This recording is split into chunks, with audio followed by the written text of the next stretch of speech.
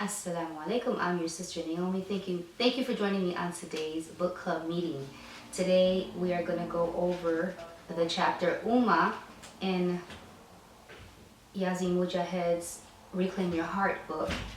And subhanAllah, I have just a few notes. This chapter was basically reminding us that we are to be one Ummah, one body, one nation, and how the author is reminding us that we shouldn't allow for labels to separate us, whether one is an immigrant, whether one is a different school of thought, if someone practices in whatever labels, we should not let these labels and our minor differences divide us as an ummah. She also highlights that as far as the media is concerned and in the social square, that the less practicing a Muslim is, the more acceptable they are in mainstream. And I can say that I think this is also true for even like black culture, like for people of color. Like when we think of, everybody grew up knowing of Islam, but not knowing Islam. Like it depends on where you grew up. I grew up in Chicago, so Chicago Avenue, the West Side. I'm thinking back now, and perhaps those were 5%ers, maybe Nation of Islam. So I say all that to say that whenever, for example, there is an image of a person of color, a black Muslim, they usually are depicted as someone like from the Nation, or a 5%er, or something that's not Islam. Something that's not Islam, so that they can really, really, really water it down.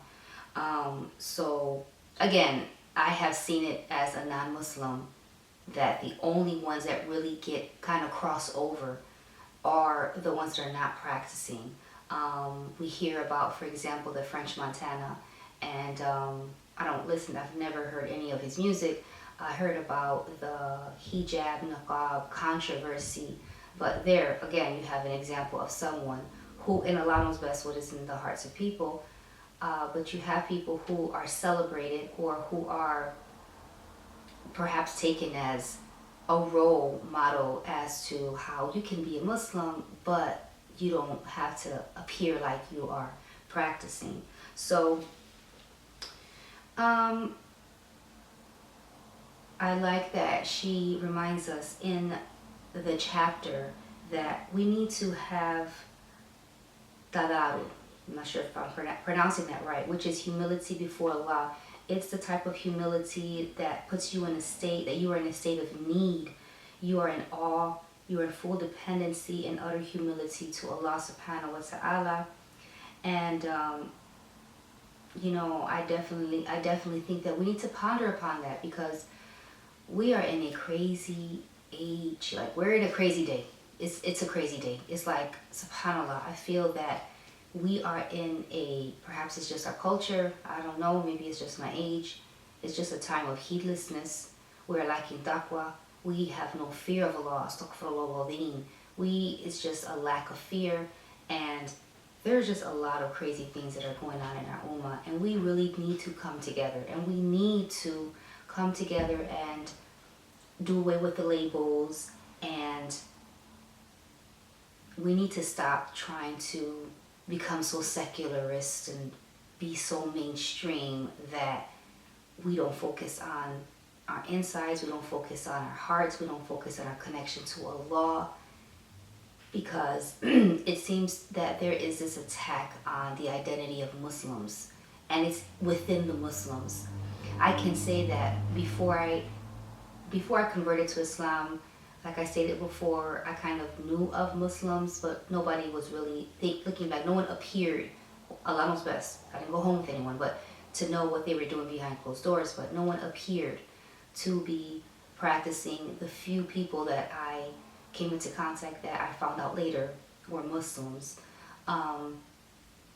But when I, alhamdulillah, started, converted to Islam, and when I started to, even before I started to wear hijab, I would look here on YouTube and it seemed to be so many sisters who were wearing the hijab, and they were inspiring sisters how to wear the hijab, how to style it, how to wear it to go to school, how to take everyday Western clothing, and how to make modest wear if you can't afford abayas, if you don't have access to, let's say, Islamic traditional clothing. And anyways, I say all that to say that when I first started looking on YouTube and watching YouTube videos, I was inspired, and that had something to do with my wanting to wear hijab. I didn't start wearing hijab when I converted. I didn't really know that I was supposed to wear hijab. Alhamdulillah, Allah was best, because I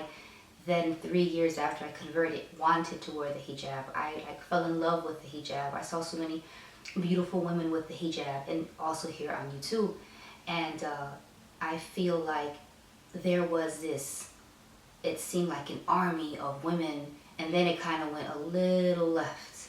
It went into this, we are here, we are Muslims, we are getting educated, we are mothers, we are business owners, and then it just started to turn into, it's just an imagery, it's just makeup, it's just clothing, and to the point where, subhanAllah, some of the channels that I like were my favorites, some sisters, their hijab started to slip back and they took it off, and subhanAllah, may Allah not test us with that, and not judging anyone. I mean that to say, man, we need to come together. We need to come together. We do need to be one ummah. We do need to do away with the labels.